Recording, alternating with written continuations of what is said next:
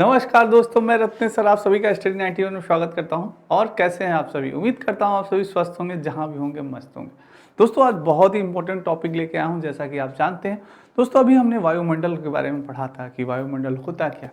अब दोस्तों वायुमंडल से कैसे क्वेश्चन पूछे जाएंगे आपके सी टेट में या यूपी टेट में या सुपर टेट में या किसी भी वनडे एग्जाम में कैसे प्रश्न आते हैं, उसके बारे में दोस्तों डिस्कस करेंगे। बहुत ही इंपॉर्टेंट श्रृंखला है, इसलिए दोस्तों एक बार वीडियो को ज़्यादा शेयर कर दीजिएगा, लाइक कर दीजिएगा।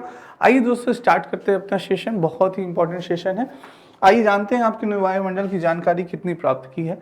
ये दोस्तों आपके स्टडी 91 में यूपी टेट का की पुस्तक है, मात्र 249, और ये हिंदी इंडिविजुअल का बैच स्टार्ट हो चुका है। आइए हमारा पहला क्वेश्चन है, पर्यावरण से अभिप्राय क्या होता है? एनवायरमेंट से अभिप्राय क्या होता है? भूमि, जल, वायु, पौधे एवं पशुओं की प्राकृतिक दुनिया जो इनके चारों ओर अस्तित्व में है, उन संपूर्ण दशाओं का योग जो जीव को एक समय बिंदु पर घेरे हुए होती हैं, या भौतिक, जैविक एवं सांस्कृतिक तत्वों की अंतःक्रियात्मक व्यवस्था जो परस्पर अंतर संबंधित होती हैं, या उपयुक्त सभी। दोस्तों क्या होगा? पर्यावरण से क्या अभिप्राय होता है? दोस्तों हम सभी जानते हैं पर्यावरण दो शब्दों से मिलकर बना है, परिधन आवरण। परिधन आवरण जिसका अर्थ होता है दोस्तों चारों ओर से घेरे हुए, है ना। पर्यावरण दोस्तों हमारे यानी कि चारों ओर से जीव जंतु गैसों आदि से हम घिरे हुए हैं दोस्तों। तो इसका आंसर क्या होगा दोस्तों? दोस्तों इसमें क्या है? पर्यावरण यानी भूमि, जल, वायु, पौधे, पशुओं की प्राकृतिक दुनिया जो इनको चारों अस्तित्व में है, जो हमें चारों ओर से घिरे हुए, वही क्या है? पर्यावरण है। बिल्कुल सही है। उन संपूर्ण दशाओं का योग जो जीव को एक समय बिंदु पर घेरे हुए होती है, वही क्या कहलाती है? पर्यावरण कहलाती है। ये भी बात सही है दोस्तों। भौतिक, जैविक एवं सांस्कृतिक तत्वों की अंतःक्रियात्मक व्यवस्था जो कि परस्पर अंतर संबंधित होती है, वही क्या कहलाती है? वही पर्यावरण कहलाती है। ये भी बात बिल्कुल सही है दोस्तों। इसलिए इसका ऑप्शन होगा D is the right answer. D होगा, सभी होगा दोस्तों। ठीक है, नेक्स्ट चलते हैं। ओजोन परत निम्नलिखित में से किस मंडल में पाई जाती है? बात हो रही है किसकी? ओजोन परत की। दोस्तों वेरी इंपॉर्टेंट क्वेश्चन है, ऐसे ही आपसे क्वेश्चन पूछा जाएगा कि ओजोन परत निम्नलिखित में से किस मंडल में पाई जाती है? क्षोभ मंडल में, मध्य मंडल में, समताप मंडल में, या आयन मंडल में? जल्दी से सभी बच्चे देने का आंसर देने का प्रयास करें। बहुत अच्छा आंसर दे रहे हैं सारे बच्चे। दोस्तों बात हो रही किसकी? ओजोन परत की। आप सभी जानते हैं दोस्तों, जो हमारी ओजोन परत होती है, जो हमारी ओजोन परत होती है दोस्तों, ये ओजोन लेयर्स जो हमारी होती है, ओजोन परत जो होती हैं, ये सूर्य से आने वाली, जो सूर्य से आने वाली दोस्तों पैराविग्निक किरणें होती हैं। जो पैराविग्निक किरणें होती हैं दोस्तों, उनको उनसे हमारी पृथ्वी की, ये हमारी अर्थ है, ये हमारी पृथ्वी है दोस्तों, इस पृथ्वी की क्या करती है? रक्षा करती है। क्योंकि दोस्तों अगर ये पैराविग्निक किरणें डायरेक्ट हमारे अगर पृथ्वी पर आना प्रारंभ कर देंगी, तो हमें कई बीमारियां, कई नुकसान होंगे दोस्तों। सारे जीव जंतु, वनस्पति, सभी को दोस्तों बहुत सारे नुकसान झेलना पड़ेगा। आप सभी जानते हैं इसका क्या दुष्परिणाम होगा, जो आपका ग्लोबल वार्मिंग है। ये सारी चीज़ें दोस्तों, ये सारी चीज़ें रीजन किसका है? आपके इसी पैरावैग्निक किरणों का है, जो कि बचाता है हमारा ओजोन परत। तो ओजोन परत किस मंडल में पाया जाता है दोस्तों? ओजोन परत हम सभी जानते हैं यह समताप मंडल में पाया जाता है। किस मंडल में पाया जाता है?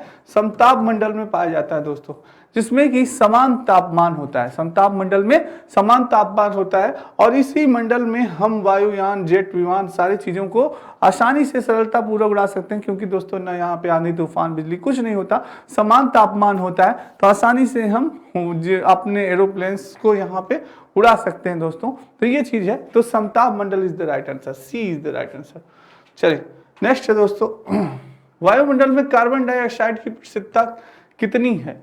वायुमंडल में कार्बन डाइऑक्साइड की इसमें प्रतिशतता पूछ रही है दोस्तों। हम सभी जानते हैं दोस्तों, जल्दी से आंसर बताइए। वेरी इंपॉर्टेंट क्वेश्चन है दोस्तों।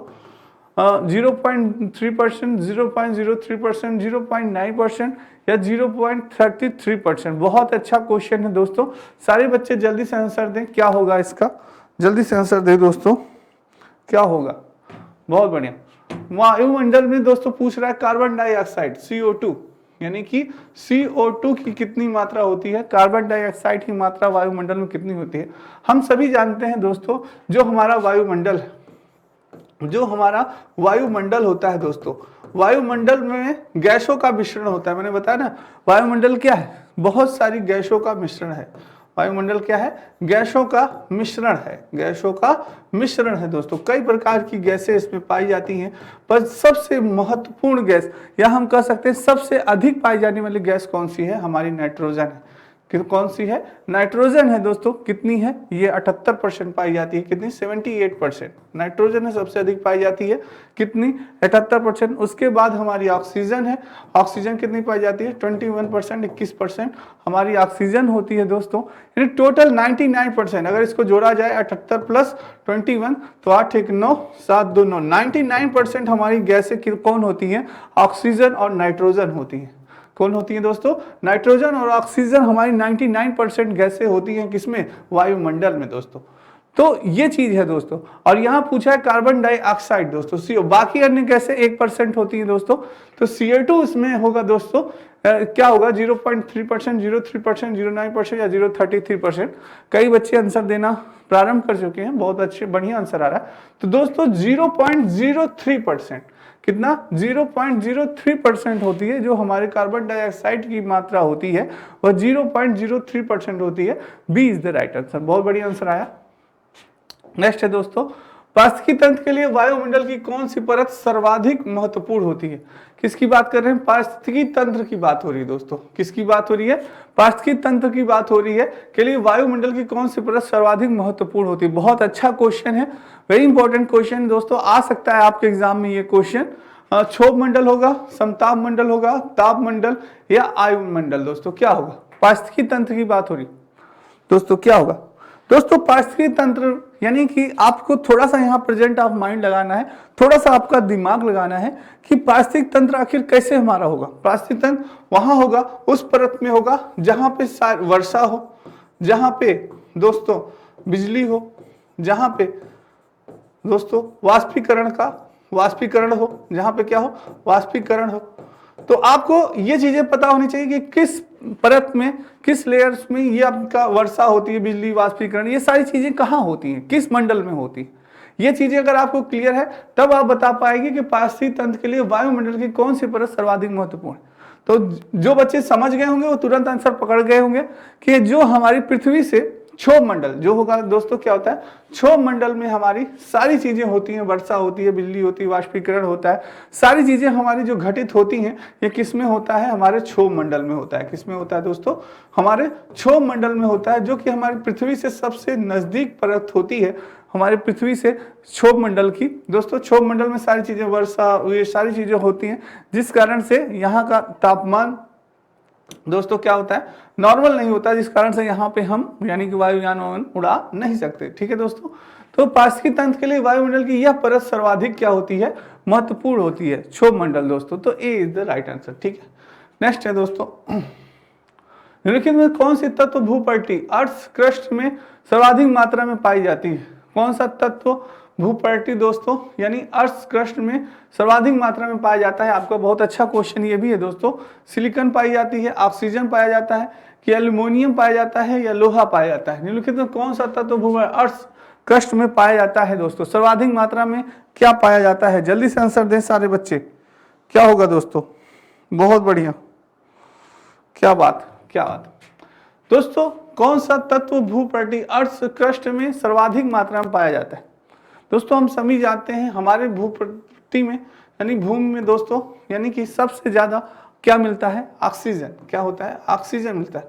तभी दोस्तों हमारा जीवन यहाँ पे संभव है ऑक्सीजन से दोस्तों। यानी कि आप जानते हैं कि जो पेड़ पौधे होते हैं, जो दोस्तों क्या होते हैं, जो पेड़ पौधे होते हैं वो कार्बन डाइऑक्साइड लेते हैं, CO2 लेते हैं दोस्तों, CO2 लेते हैं और ऑक्सीजन छोड़ते हैं। क्या करते हैं? ऑक्सीजन छोड़ते हैं दोस्तों, जिसे कि हम ग्रहण करते हैं, और CO2 कार्बन डाइऑक्साइड छोड़ते हैं दोस्तों मनुष्य।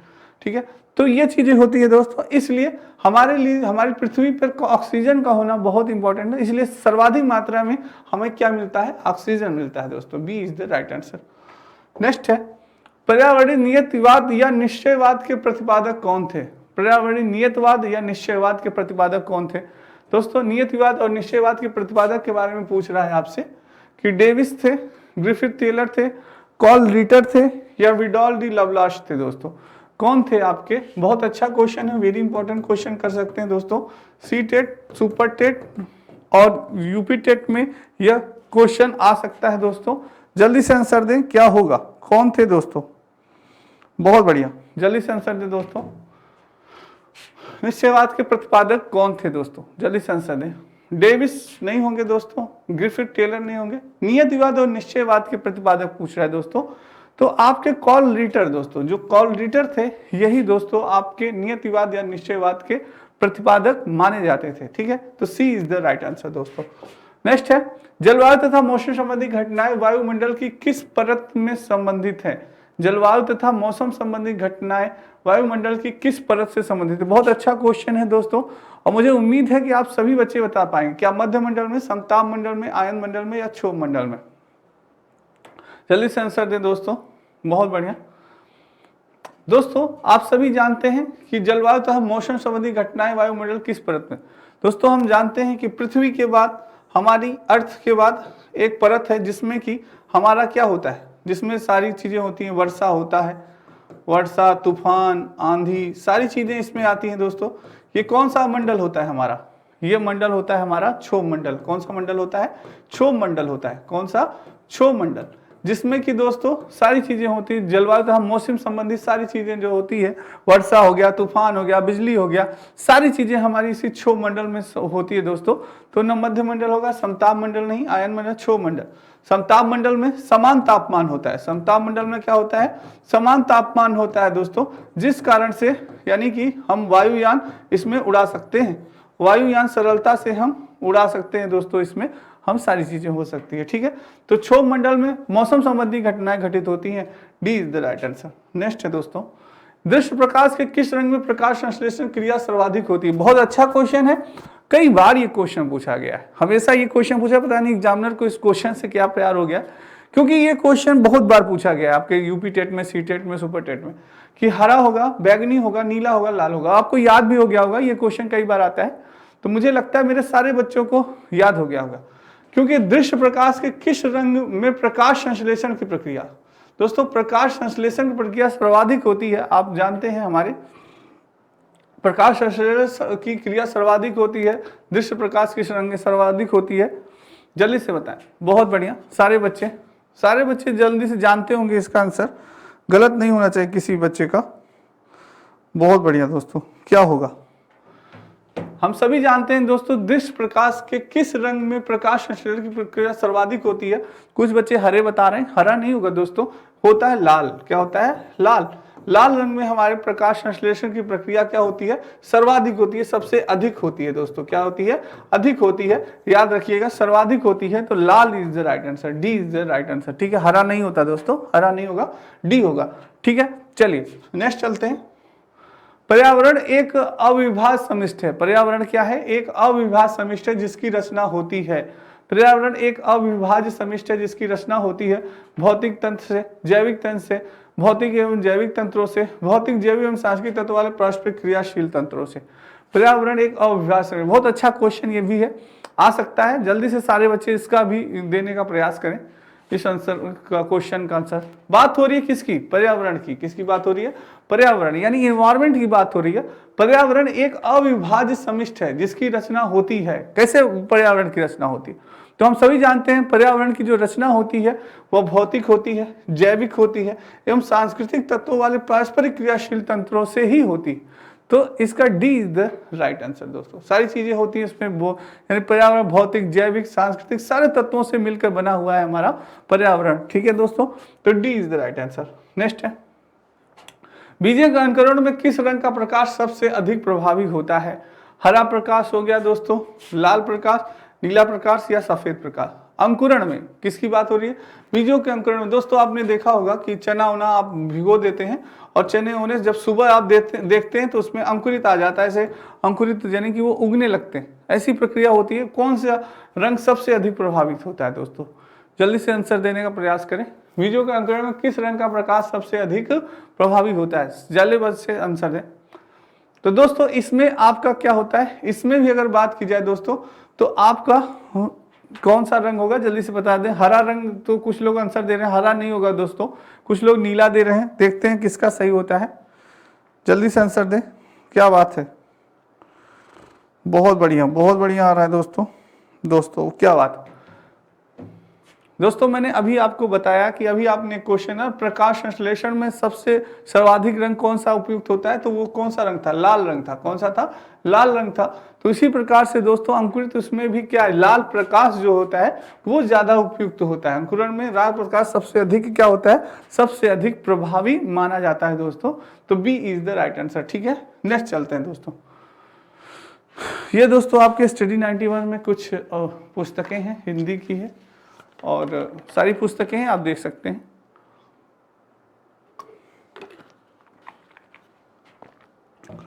चलिए दोस्तों नेक्स्ट चलते हैं।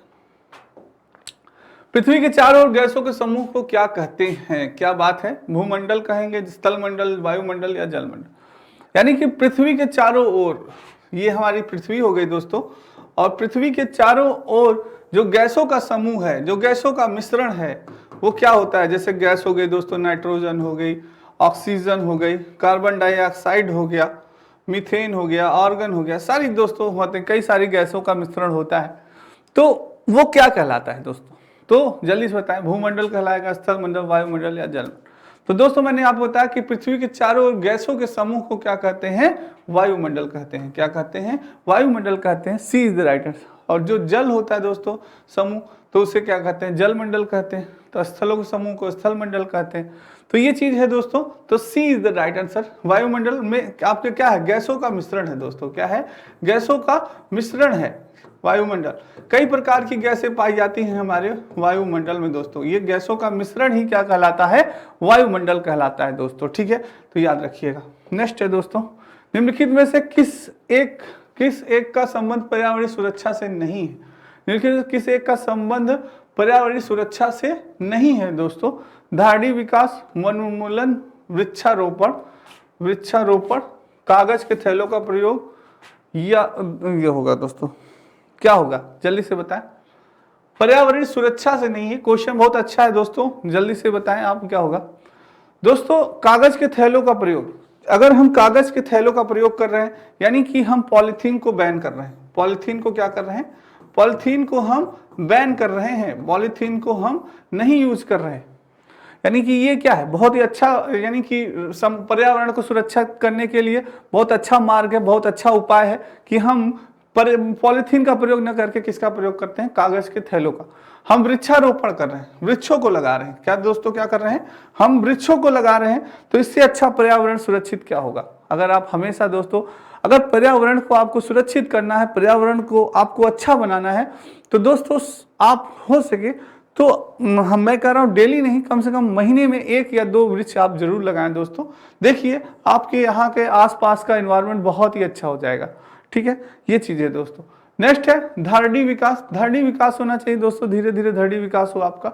वन उन्मूलन दोस्तों जो होता है, ये हमारे उसमें नहीं होता है। वनों का उन्मूलन हो, ये हमारे उसमें पर्यावरण के विकास में ये दोस्तों नहीं संबंधित होता है कि वन उन्मूलन करके हम पर्यावरण का विकास कर सकते हैं, नहीं, ऐसा नहीं हो सकता। ठीक है, नेक्स्ट है दोस्तों, सतत विकास के लिए आवश्यक है। सतत विकास के लिए आवश्यक है, यानी कि डेवलपमेंट, हमेशा विकास हो, डेवलपमेंट हो। क्या, जैव विविधता का संरक्षण, प्रदूषण का निरोध एवं नियंत्रण, निर्धनता को घटाना और उपयुक्त सभी। क्या होगा दोस्तों कि हमारा जो डेवलपमेंट है, जो हमारा दोस्तों विकास है, वो हमेशा चलता रहे, हमेशा क्या रहे, चलता रहे, बढ़ता रहे। ऐसा हमें कौन से उपाय करने चाहिए, जल्दी से आंसर दें सभी बच्चे, कौन सा ऐसा उपाय करना चाहिए, जल्दी से बताएं। क्या हमें निर्धनता को घटाना चाहिए, बिल्कुल। अगर गरीबी को हम घटाएंगे तो हमारे देश का विकास होगा कि नहीं होगा, बिल्कुल होगा।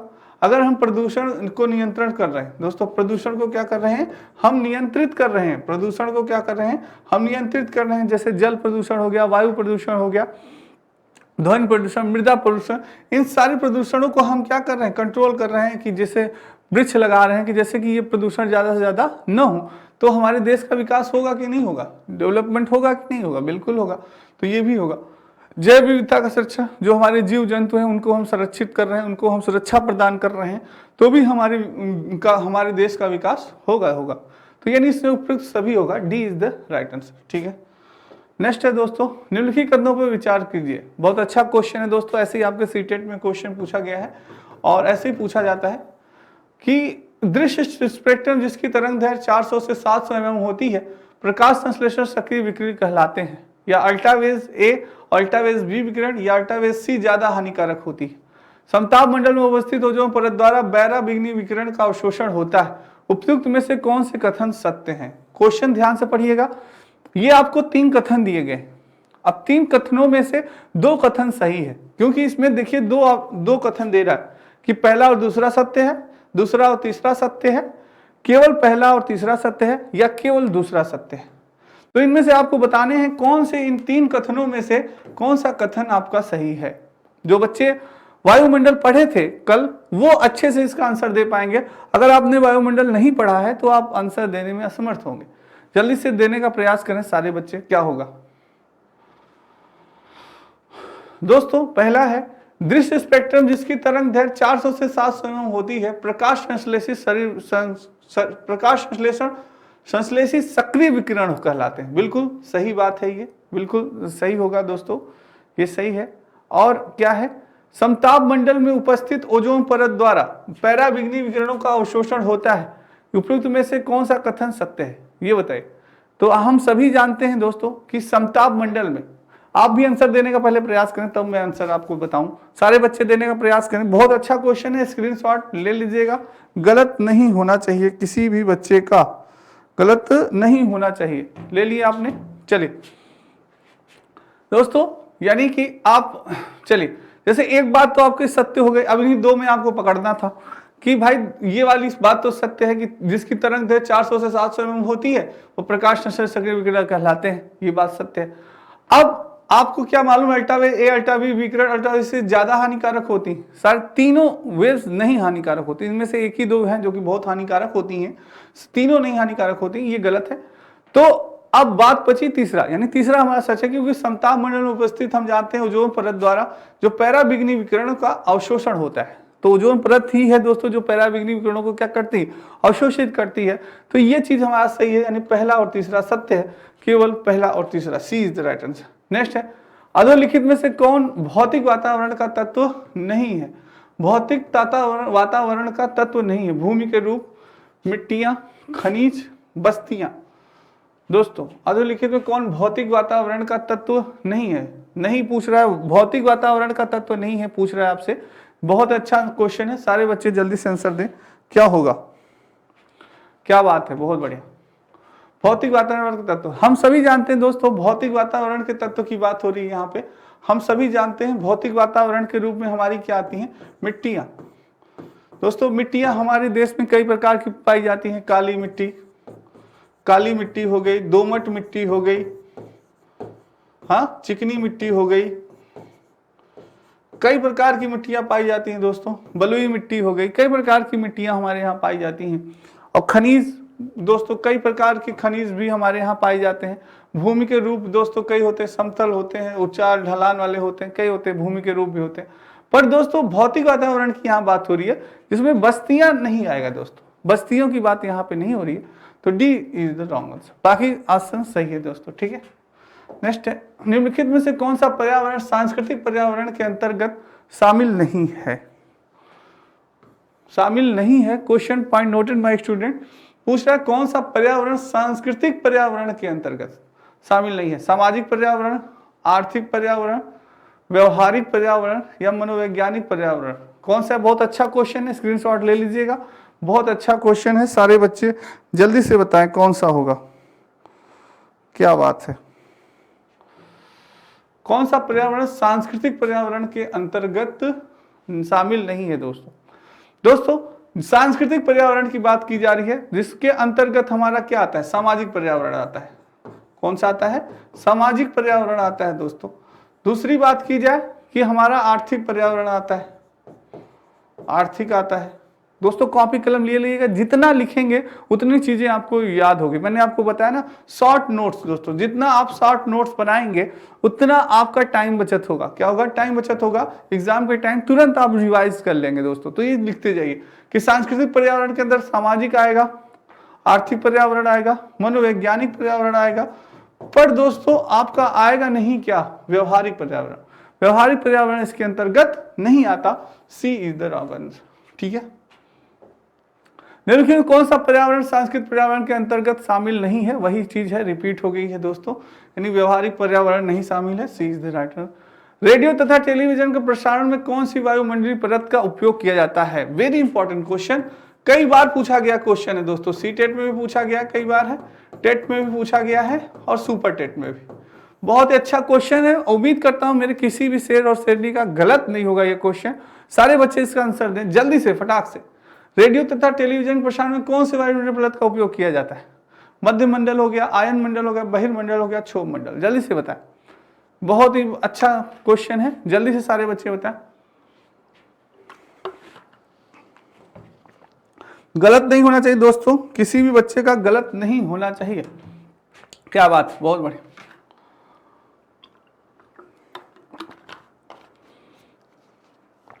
तो हम सभी जानते हैं दोस्तों क्षोभ मंडल। दोस्तों क्षोभ मंडल में सारे मौसम संबंधी जितनी प्रक्रिया होती हैं वो किस में होती हैं? क्षोभ मंडल में होती है। मौसम संबंधी सारी प्रक्रिया जो होती हैं वो आपके क्षोभ मंडल में होती है। अब बात करते हैं दोस्तों प्रसारण, रेडियो संबंधित सारी चीजें किस में होती हैं? आपके आयन मंडल में होती है। किस में होती है? आयन मंडल में, न कि मध्य मंडल में। मध्य मंडल में नहीं होगा, न बहिर्मंडल में, किसी में नहीं होगा। ये किस में होता है? आयन मंडल में होता है, जिसमें आपके प्रसारण, रेडियो संबंधित सारी चीजें दोस्तों ये किस में होती है? आपके आयन मंडल में होती है। तो B is the right answer. उम्मीद करता हूँ सारे बच्चे बहुत ही अच्छा आंसर दे रहे हैं, बहुत बढ़िया। नेक्स्ट है दोस्तों, वातावरण में सर्वाधिक प्रतिशत है। वातावरण में सर्वाधिक प्रतिशत कौन सी गैस है? कौन सी गैस पूछा है दोस्तों कि वातावरण में कौन सी गैस सर्वाधिक मात्रा में पाई जाती है? और इस क्वेश्चन का आंसर मेरे सारे बच्चे बहुत ही सटीक देंगे, बहुत जल्दी देंगे, क्योंकि सारे बच्चे को मैंने इसी क्लास में अभी एक्सप्लेन किया कि कौन सी गैस सबसे ज्यादा पाई जाती है। ऑक्सीजन का, कार्बन डाइऑक्साइड का, नाइट्रोजन का या हाइड्रोजन का? कौन सी गैस होती है? जल्दी से बताएं दोस्तों। बहुत अच्छा क्वेश्चन है, सारे बच्चे जल्दी से आंसर दें, बहुत बढ़िया। तो दोस्तों बात कर रहे हैं कि वातावरण में सर्वाधिक प्रतिशत कौन सी गैस पाई जाती है? जल्दी से सारे बच्चे आंसर दें, कौन सी गैस पाई जाती है? तो दोस्तों मैंने अभी बताया कि दूसरे नंबर पे आपका क्या है, 21% आपकी पाई जाती है क्या? ऑक्सीजन। 21% कौन पाई जाती है? आपकी ऑक्सीजन पाई जाती है। अभी मैंने बताया कि कार्बन डाइऑक्साइड आपका कितना है? 0.03%। 0.03% आपकी कौन सी गैस पाई जाती है? CO2, यानी कि कार्बन डाइऑक्साइड। दोस्तों ये ऑक्सीजन हो गया। और दोस्तों सबसे ज्यादा मात्रा अगर वायुमंडल में पाई जाती है तो हमारी किस गैस की होती है? वो होती है नाइट्रोजन की। नाइट्रोजन की कितनी? 78%। कितनी होती है नाइट्रोजन की दोस्तों? 78% होती है। मैंने आपसे एक क्वेश्चन पूछा था दोस्तों, अभी भी पूछता हूं, क्या बताइए, अगर वायुमंडल में सबसे ज्यादा ऑक्सीजन गैस की मात्रा हो जाए, जो कि दूसरे स्थान पे है कि ऑक्सीजन सबसे ज्यादा होता है, अगर बाय द वे सोचिए 78% ऑक्सीजन हो जाए तो बताइए क्या होगा? सारे बच्चे कमेंट करें, क्या हो सकता है? तो दोस्तों आप सभी जानते हैं कि अगर ऑक्सीजन, जो ऑक्सीजन होती है वो हमें आग, दोस्तों आग लग जाएगी। क्या हो जाएगी? आग लगने की संभावना ज्यादा होगी। दोस्तों आग जलाने में उसमें हमारी मदद करती है क्या? ऑक्सीजन। और जो हमारी नाइट्रोजन होती है, यह दोस्तों क्या होती है? नाइट्रोजन हमारी होती है आग बुझाने में काम करती है। किसमें काम करती है? आग बुझाने में काम करती है दोस्तों, जो हमारी नाइट्रोजन होती है। और रंग मंच में दोस्तों और जो गैसों का प्रयोग की जाते हैं रंगमंचों में, वो क्या होती है? वो भी नाइट्रोजन ही होती है। तो ठीक है, ये चीज जानिए दोस्तों। तो ये भी आपकी जानकारी के लिए जानना बहुत आवश्यक है। तो नाइट्रोजन दोस्तों हमारे लिए बहुत उपयोगी है। सबसे ज्यादा 78% नाइट्रोजन हमारे पर्यावरण, वातावरण या उसमें पाया जाता है, याद रखिएगा। ठीक है, नेक्स्ट है दोस्तों, यदि पृथ्वी पर पाई जाने वाली वनस्पतियां, पेड़ पौधे समाप्त हो जाए तो किस गैस की कमी होगी? किस गैस की कमी होगी? कार्बन डाइऑक्साइड, नाइट्रोजन, जलवाष्प या ऑक्सीजन? क्या रत्ने सर कैसा क्वेश्चन लाया? बहुत ही इजी क्वेश्चन है, मेरे सारे बच्चे तुरंत आंसर दे देंगे। थोड़ा सा प्रेजेंट आप माइंड लगाना है। यदि पृथ्वी पर पाई जाने वाली जो वनस्पतियां हैं, जो पेड़ पौधे अगर समाप्त हो जाएं तो किस गैस की कमी होती है? हम सभी जानते हैं कि हमें पौधों से क्या मिलता है, इन पौधों से हमें क्या प्राप्त होता है दोस्तों? हम सभी जानते हैं, सभी जानते हैं कि इन्हीं पौधों से हमें दोस्तों क्या होता है? ऑक्सीजन मिलता है। क्या मिलता है? ऑक्सीजन मिलता है दोस्तों। और जिससे कि हमारा ऑक्सीजन जो कि जीवनदायिनी गैस मानी जाती है, मनुष्य के लिए जीवनदायिनी गैस मानी जाती है आपकी ऑक्सीजन दोस्तों। तो अगर यही नहीं, पेड़ पौधे वनस्पतियां नहीं रहेंगे, न मनुष्य का अस्तित्व रहेगा, न ऑक्सीजन का अस्तित्व रहेगा, तो हम लोग का अस्तित्व क्या होगा? समाप्त हो जाएगा। तो D is the right answer, oxygen की कमी हो जाएगी दोस्तों। ठीक है, नेक्स्ट दोस्तों, ये आपके नितिन सर के द्वारा लिखी गई सारे ई बुक्स हैं जो कि अवेलेबल हैं। तो दोस्तों आज की क्लास आपको कैसी लगी कमेंट बॉक्स में कमेंट जरूर करिएगा, एक बार लाइक और शेयर जरूर करिएगा। कल फिर मिलेंगे बहुत ही इंपॉर्टेंट टॉपिक के साथ, तब तक राधे राधे, जय श्री कृष्ण दोस्तों, बहुत बहुत धन्यवाद दोस्तों, थैंक यू।